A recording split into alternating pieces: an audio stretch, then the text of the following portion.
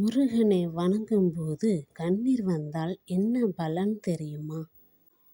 பொதுவாக நம்மில் பலருக்கும் முருகனிடம் மனமுருகி வேண்டும் பொழுது கண்ணீர் வரும்.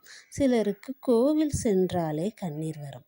நமக்கு ஏதோ கஷ்டம் வந்தாலோ மனம் நிம்மதி இல்லை என்றாலோ நாம் முருகனை நாடி செல்வோம். அப்படி சென்று வேண்டும் பொழுது சிலருக்கு கண்ணீர் வர காரணம், முருகன் ஏதோ சொல்கிறார் என்று அர்த்தம். அதாவது முருகன் உங்களுக்கு குறிப்பு சொல்கிறார் என்று அர்த்தம். நீங்கள் அதை சரியாக புரிந்து கொண்டால் உங்கள் பிரச்சனை நீங்கிவிடும்.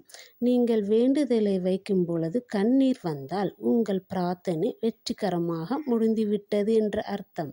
உங்கள் பிரார்த்தனையை முருகன் ஏற்றுக்கொண்டார் என்று அர்த்தம். இனி எல்லா பிரச்சனையும் நீங்கி உங்கள் எண்ணங்கள் நிறைவேறும் என்றே நம்புங்கள். ஓ முருகா போற்றி! வெற்றிவேல் முருகனுக்கு ஹரோஹரா!